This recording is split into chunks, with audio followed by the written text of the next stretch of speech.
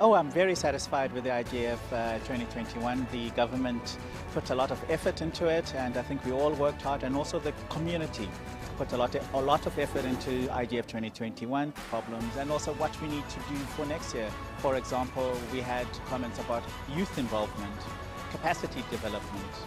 So those are key issues and key areas that we will be trying to focus on next year.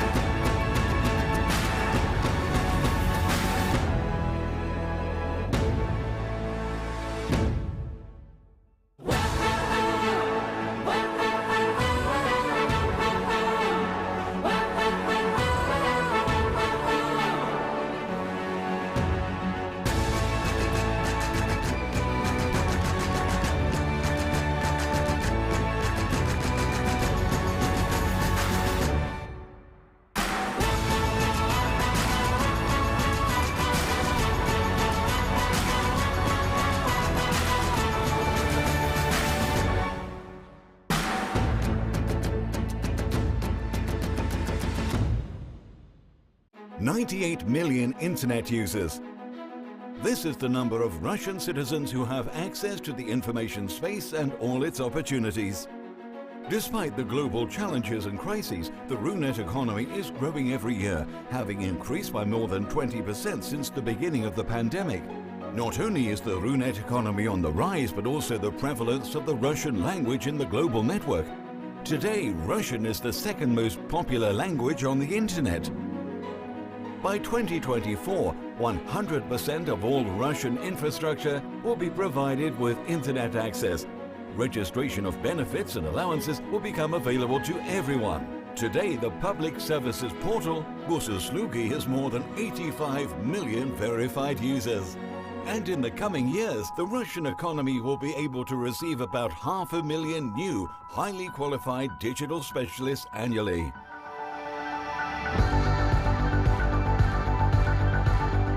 Russia is the undisputed leader in setting the pace of digitalization and a key player in the global IT cooperation.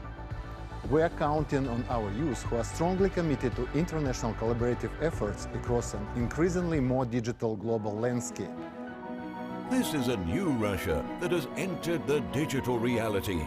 With the help of the internet, we strive to provide equal access to knowledge, technologies, and any people around the world. Create equal opportunities and conditions for everyone and make your stay in cyberspace safe.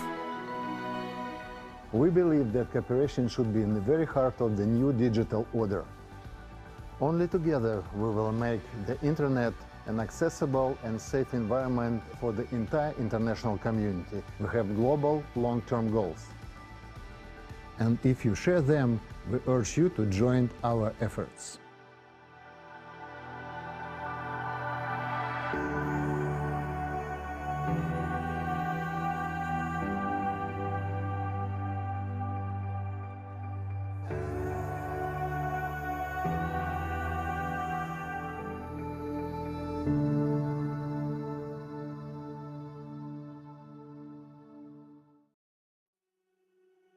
Modern technologies are an integral part of our life. The internet has changed the modern world significantly and expanded human opportunities, but the way we use it may create new problems. Our personal data and freedom of choice on the internet are exposed to great threats. With the development of digitalization, the vulnerability of critical infrastructure and socially significant facilities in any part of the world increases. Darknet allows crimes against humanity to stay unpunished, rewarding the worst traits of human nature. Excessive use of digital technologies deprives our world of uniqueness and begins to blur the boundaries between the virtual and reality. Corporations establish strict internet censorship, trying to interfere in political processes and replace the laws of entire states with corporate policy. The internet is increasingly becoming a subject of bargaining and blackmail in political processes. The internet is a universal achievement of humanity, but can we make it comfortable for everyone? All of it depends on us, and primarily on young people. They have their own vision. Alors, on voit l'Internet comme l'environnement sûr et convivial où tout le monde peut être sûr que son droit à être privé va être respecté. Мы видим интернет как пространство возможностей, где каждый может сам решать, кем быть, освоить новую профессию, получать или передавать новые знания. 网络是我们畅所欲言的场所，在网络上，每个人都可以平等地获取海量信息，每个人都可以自由地发表自己的见解。 Vemos Internet como un lugar de igualdad universal y prioridad de los valores humanos universales, donde las grandes corporaciones tienen los mismos derechos y las mismas obligaciones que los usuarios comunes. ونحن نرى التكنولوجيا كوسيلة أولئك الذين يحتاجون إلينا الذين نحبهم. We see the world where the internet cannot be turned off for political reasons. The world where the internet is a property of an international community. हम एक ऐसी दुनिया में जीते हैं जिसमें हमारी तकनीकी विश्वास हमारी विविधता और व्यक्तिगत मूल्यों को बनाए रखने में मदद करते हैं। Wir sehen die Welt, in der moderne Technologien helfen werden, Umweltprobleme zu bewältigen und unsere Welt zu verbessern. We see a world where we're united in our aspiration for sustainable development, and technology is used as a tool that serves for the good of the people. Technologies that allow us to reveal the full potential of individuality while still remaining ourselves.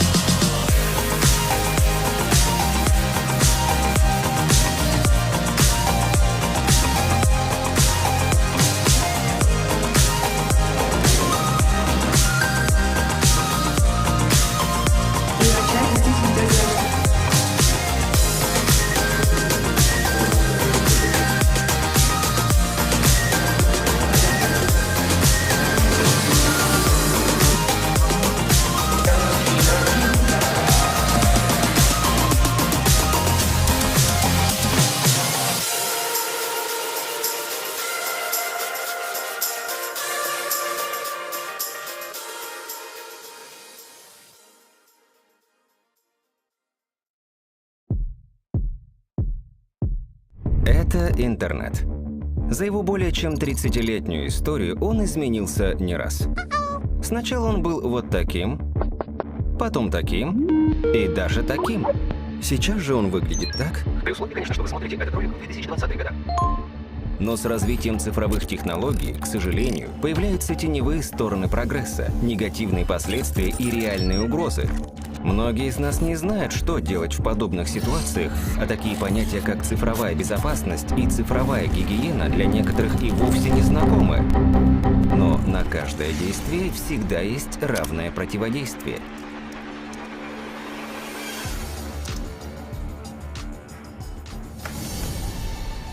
Привет! Меня зовут Дмитрий. around 3 billion of gamers in the world at official estimates, but I'm sure that there are more of you. The audience of esports is about to reach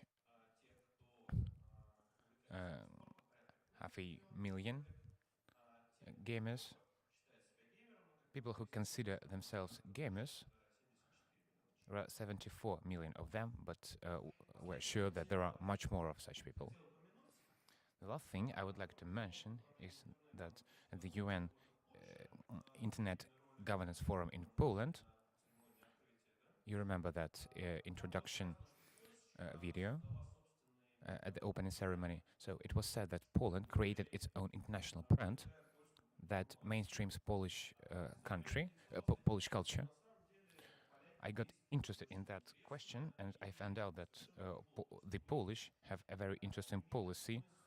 They don't see any sense in creating games about Polish culture. They create games like The Witcher, about some Middle Ages, about some magic world, but the names of the characters are not John or Isolde, but they have traditional Polish names. So this is how Polish culture is being mainstreamed. I hope that we will discuss these topics as well. I would like to introduce to you our dear speakers. First, Dmitry Smith, the president of the Computer Sports Federation of Russia. Nikolai Petrosen, ES Force Holding General Director. Sergei Barkhodaryan, ES Force Holding Commercial Director. And Artem Chermenin, VK Place Director for Strategic Development.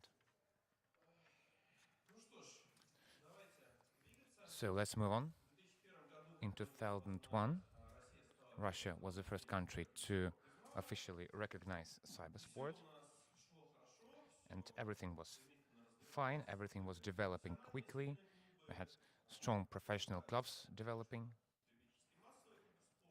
amateur esports are developing as well. But nowadays, Russian esports face difficulties due to the international situation that we are facing now. That cancel culture is being promoted. We cannot pay for games, etc. And I would like to ask a question to Dmitry Smith, a person responsible for mass esports. How to develop esports under such unprecedented pressure? What are we about to do? First of all, good afternoon. Really glad to see you today. Thank you for your interest to our sphere.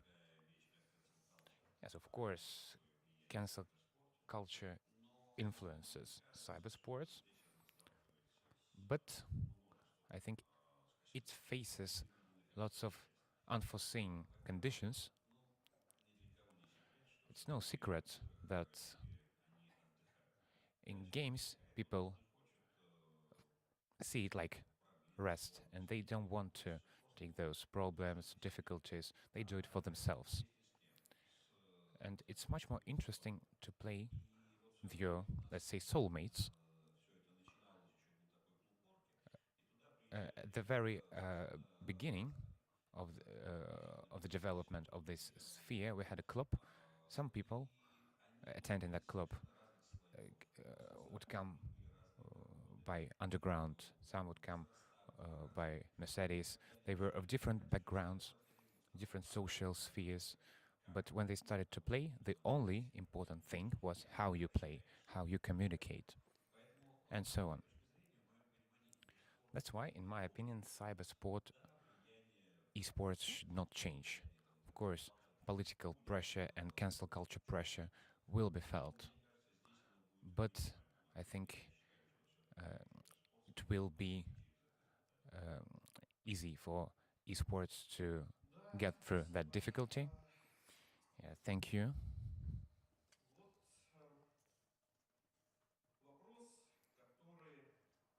The question that is even more of more global scale about the influence of esports on our society and our state. is there any use for our society and the state? That's a good question. Let's discuss what state is, what society is, what are the interests of the state. It's a living creature that needs development, that needs to stand for its territory. Everything is pretty simple. That's why the state is interested in seeing its people being as efficient as possible. That's where we have the intersection of interest of the state and the society. These ideas are close, but they also have their difference. For the development of the society, it's necessary to provide for the harmony in human development. We don't need some narrow specialization. You're young people, but some of you may be interested in Strugatsky literature. They have the novel Apprentice, and which tells that in their understanding, fundamental education provides for a more comprehensive development of a person. And I think that cybersport is one of the tools that helps both society and the state develop people from different aspects. It's not only about mastering small movements necessary for pilots, for example. It also helps develop communication skills, cognitive abilities. So in my understanding, from all the tools that the society and the state have at hand now, esports are one of the most prospective tools. On a related note about communication skills in esports, they unite people in spite of its being competitive. In esports, there are a lot of international teams, including Russian players, which traditionally are very strong. We have a lot of talented guys who win in international tournaments with international teams. What's going on with the Russian players abroad in international clubs at international tournaments? Again, let's repeat that esports are in the general information flow. Russian culture and Russian players are under pressure, and esports is no exception to the rule. You remember precedents when Russian players were withdrawn from some tournaments, and young players are now tempted to try to change their location, try to deny their political views. But the situation is unprecedented. It has gone way too far. So I suppose that some of the players may face a difficult choice what to do next. Some of them will remain in Russia and will participate in competitions they will have access to. Some of them will move to other countries. But Russian players are still in demand. Russian players are always welcome as internationals. Now we are seeing a transformation. On the one hand, Russian culture is under pressure, and on the other hand, there is business, and cybersport is a business area where we have to look for efficient ways to get profit. When Russian players show themselves to a good light as being a tool for profit, of course they will be in demand. I can give the following forecast. A lot of Russian players will be hunted by foreign teams as internationals. So unfortunately, they will have to face difficult choice, and Russian teams and Russian clubs will be in difficult situations. That's why they need our support. We have come up with a number of initiatives. I won't repeat them, but the key is that everyone should make a choice about their priorities. And here, esports are no exception. All sports are under pressure, which are related to our country. Yeah, on a related note about pressure, about restrictions, it's clear about players. But football is impossible without a ball, and esports are impossible without games. And a lot of games, competitive games, which players compete in different tournaments, they are foreign. What will happen if we don't have Steam in Russian? What to compete in?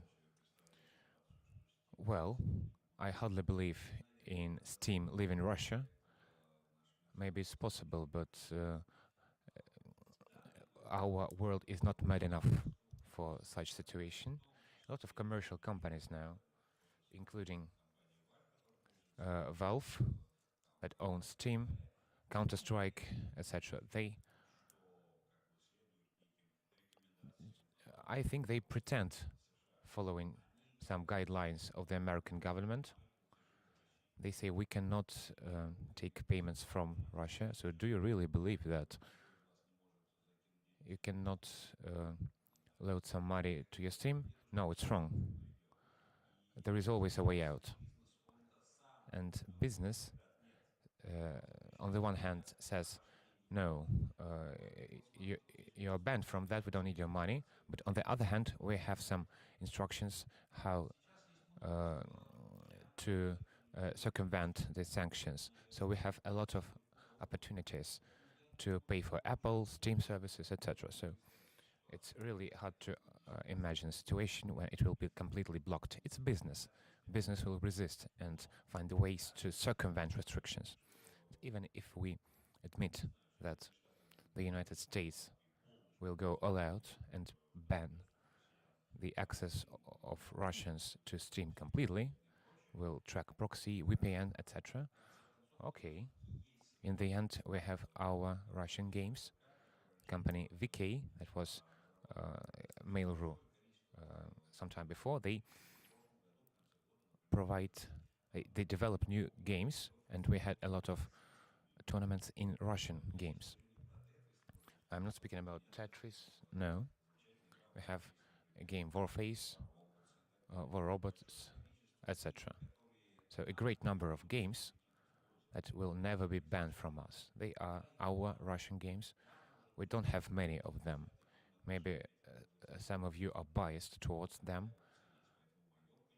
which is wrong, I think. But we have such an option. So A, cybersports is not likely to be in such situation when we are completely banned, and even if it happens, cybersports will transform.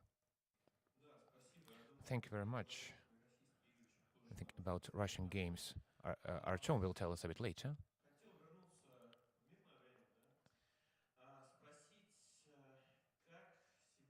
If we make a flashback to some previous time, what about education? What is the place of esports in our educational system? School, university, etc. Some decades ago, when I envisaged the development of esports, I made emphasis on club structure. I thought that clubs should be the base for the esports development. Now we see a situation when in every university we have esports clubs.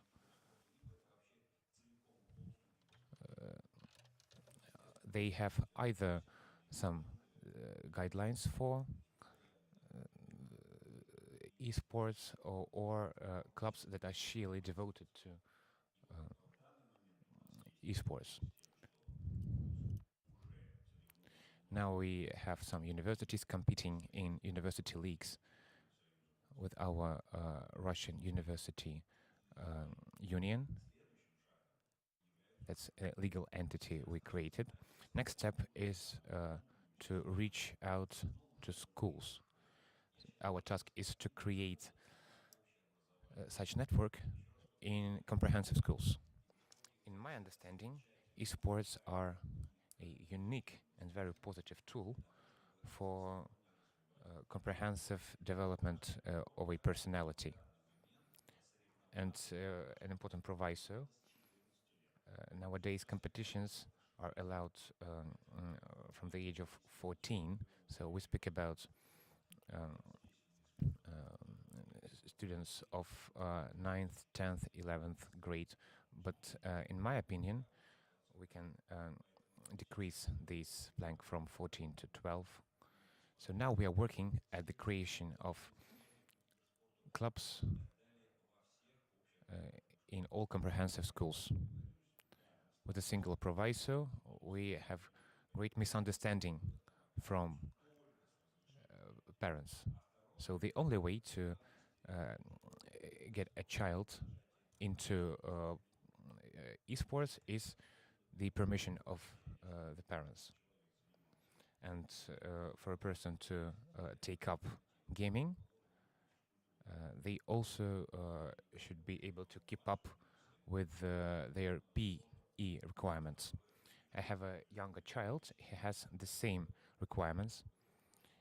He needs to keep up with them. He got a silver award in the previous year. I hope this year he will get a gold one. Those PE requirements are quite moderate norms for physical education. I'm a former esports gamer, and I know that your physical shape influences your esports achievements. I still have some questions for you, and I believe that our audience will also have some questions, but we'll need to move on. We have spoken about clubs, about gamers, about education in esports sphere. Let us speak about ourselves, about the audience, because every sport can't be commercially profitable without a mass audience, and cybersport or esport is no exception. Maybe differently, or maybe together with other sport types, the main audience is online audience of the streaming platforms. And I would like to ask Nikolai Petrosyan. Nikolai, you have a huge experience in the traditional sport, in esport as well. You can compare fans in both areas. Who are those people who watch and support esports clubs? And how much is esports different from any other traditional sport in terms of the audience? Let's start from the point that audience, fans and supporters in general, with the favorite clubs, have irrational emotional link. No fan of hockey or football or esport cannot explain really why he or she is so emotional about what this sports club does on a hockey, in hockey, in football, anywhere. It's almost unbreakable emotional link, and it defines all interaction between the club and its audience, between the sports type and the audience. And the difference between esport and traditional sport is that the majority of fans are also gamers in particular discipline. And we can't say the same about hockey, for example. In order to do hockey, you have to go to special clubs since early age and to buy equipment and to always keep fit. And that is why the majority of hockey fans don't really understand the difficulty of this game, how difficult it is to skate, to wrestle even there, to catch this little puck which flies with more than 100 kilometers per hour. But as for gamers, they play the same game. They follow their favorite team and they have their favorite esportsmen. And in this context, the audience of esports is more loyal and has more understanding of what is going on. And you understand that to win Dota is actually very difficult. It's very difficult for understanding as a game. And it's not enough to be just a good esportsman or to be just a good team of 5 to be successful on the international arena. There is always someone who's better. And international Dota championship proves the same point every time. Because we could say like, well, Chinese teams are very well prepared, they have very high average level, and every time they fail and lose to very good and fit teams who win. In this sense, the audience of esports is different from the audience of the traditional sports. And we as holding who have our own social media, who have studio streaming, and our own teams who have their fans, we are actually obsessed with studying the audience. We constantly have dialogue with them. And as for the examples, I can say that when we took the decision to redesign our media, cybersport.com, we didn't rely on the expert opinion on designers, developers, or editorial team. We made a qualitative and quantitative research. We listened to the audience. We heard what they wanted. And after that, we made the decision about the redesign. The same is for Virtus.pro, our esports team, which is the most popular in Russia. But we do not just think that we have such figures and that's great. And so welcome sponsors and advertisers. We can ensure the communication with such a great audience of gamers.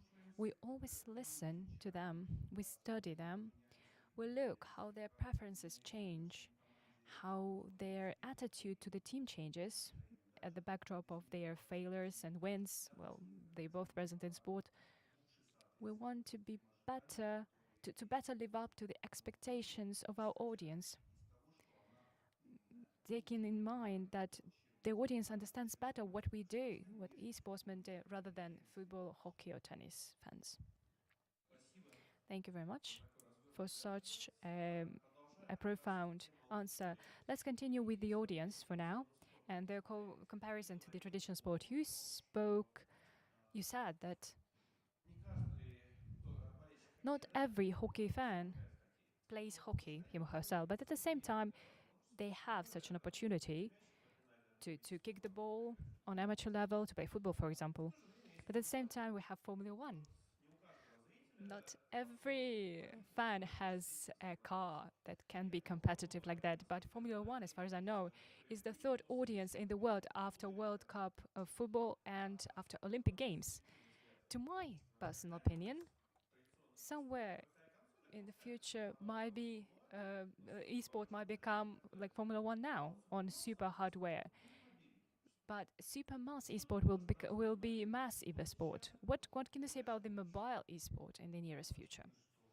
It's obvious that mobile games are developing and they appear in abundance, and the majority of the gamer audience, speaking about what you drew as an example,